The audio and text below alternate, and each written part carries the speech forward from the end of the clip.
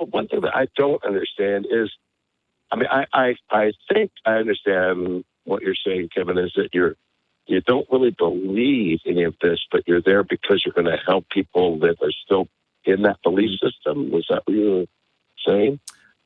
Not that I don't believe it. It's that I also believe many other things too. It's that, like, I don't feel like being a Christian,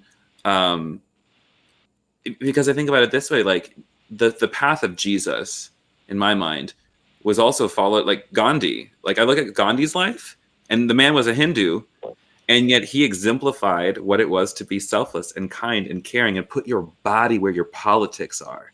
Gandhi is a saint in my book. Same thing with other historical figures throughout the world. It's like, for me, like, I believe one would say like the path of the Christ or the path of the universal consciousness. For me, it's like, I mean, it's like, I don't know, like people ask me, like, do you necessarily believe in like a literal virgin birth and a literal death and resurrection? And I'm over here, I'm like, does it matter?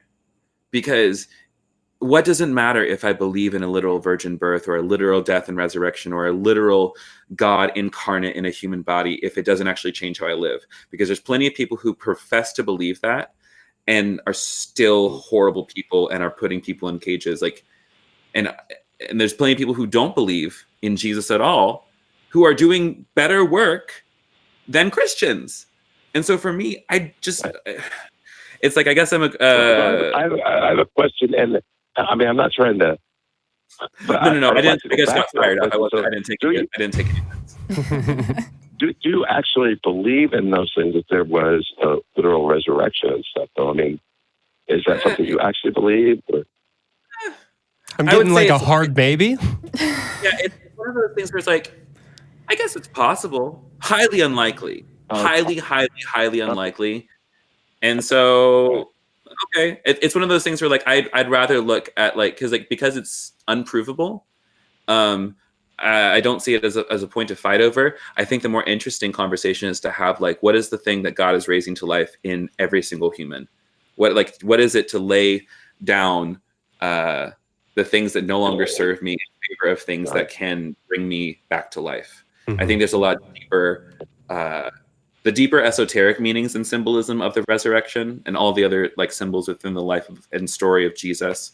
I think that's much more interesting than having to debate whether there was a literal death or resurrection, because I don't think it matters. I guess my ultimate wondering is, why is there any sort of, I mean, you're bringing all these people in, and I understand that. And Gandhi, obviously, Martin Luther King, Jane Goodall, people like that we know, and we can listen to and actually see and hear, either on film. And so I understand that kind of concept. These are good people that are saying good things that were flawed individuals, like Jesus was. I mean, like Jesus wasn't always love, and you have read the Bible, like in Luke 14:26, right? You know what that? You know what Jesus told us. Do you know that passage at all?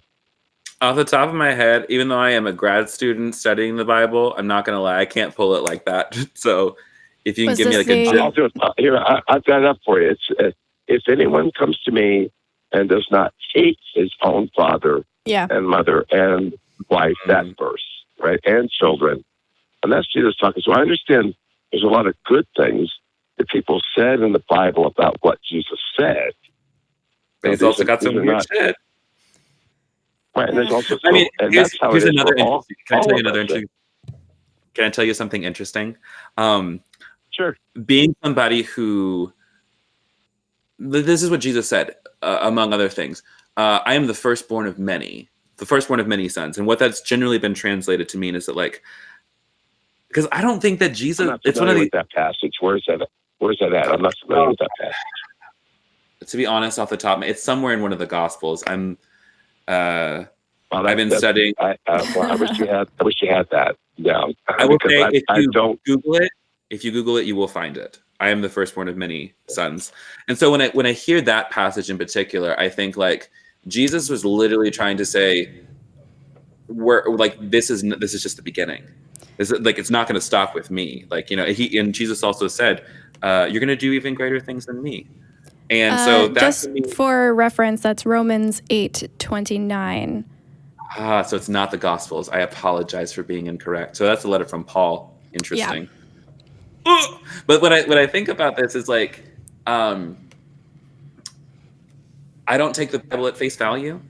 I don't take the Bible, quote unquote, literally.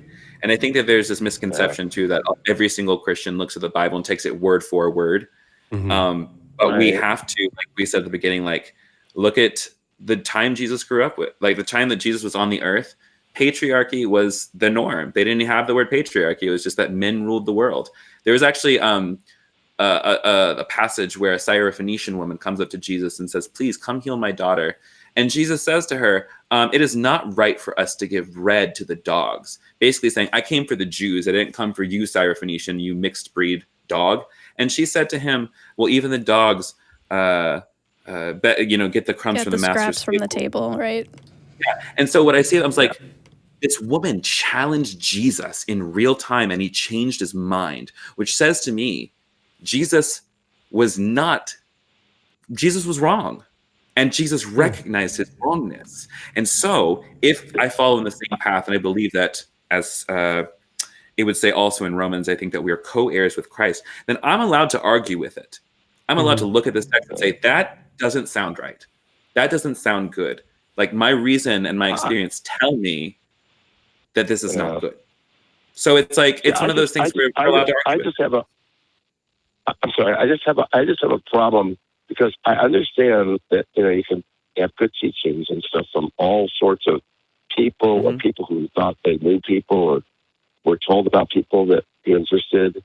But I just don't see how, you mentioned tarot cards and stuff like that. I mean, it's all kind of this feeling about, a God thing out there. And I think the problem is if we start dealing with that, I mean, it's great to take people out of that kind of a super ancient kind of a teaching thing and say, well, this isn't really how it is. But when you're drawing people back to the Bible and showing them verses in the Bible, and you say, see how good this is, I just pick and choose. I mean, I don't understand how that works in the long term for people to understand the reality that we are here, we deal with each other, and there are good things about all sorts of different teachings, and perhaps some better things about some other teachings.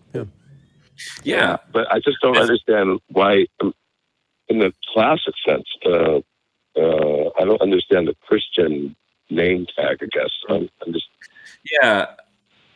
I mean, I wish I had better words for you. It's one of those things where, like, I think had I grown up in another religious environment, like had I grown up in Southeast Asia, I might have been Buddhist. Had I grown up in the Middle East, I probably would have been Muslim. It was just the religious language and heritage that was handed to me. And I don't know what to say beyond just like, for me, it carries really, really deep meaning. And I understand that for other people, it doesn't. And I also think that every single person on this planet has wisdom to glean from, that their story can be seen as just as sacred as the Bible, if not more sacred. I just see so much negative revolving around religion right now. I mean, it's without a doubt. And you're really not wrong, Mark. I agree with the points that you're making, and this to me it starts to feel like the conversation that we've been having in some form or fashion pretty much most of the night, which is only to say that while I certainly agree with you, I don't know that there is any lever that we could pull on, any like particular fracture point that we could find where all of a sudden this is going to make sense to both sides of the aisle. It seems like one of those things where Kevin feels comfortable taking on this sort of esoteric, very loose, I'm figuring out as I go type of view of the world. And, I guess I kind of envy that in some ways.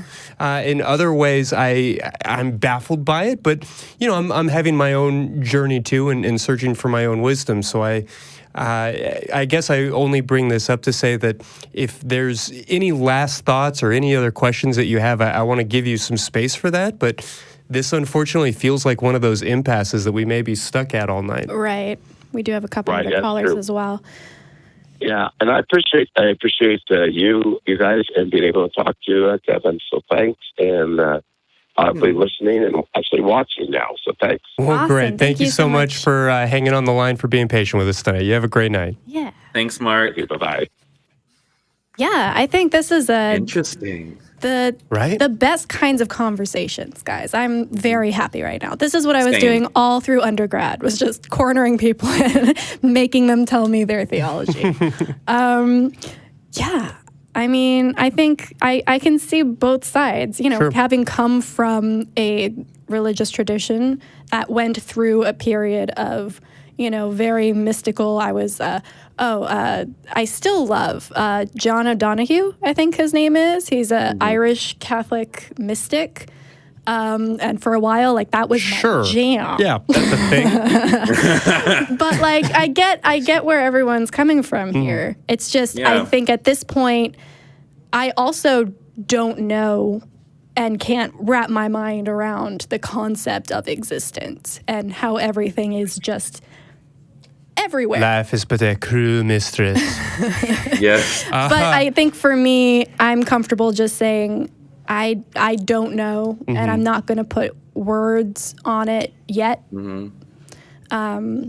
I think that's probably where we differ. Well, and I think there's a very important conversation to be had, again, about the role of allyship and advocacy and sort of how we can all, regardless of what we believe about magic or sky people or spaghetti monsters or anything else, be making the world a better place. And we keep teasing it. I want to have that conversation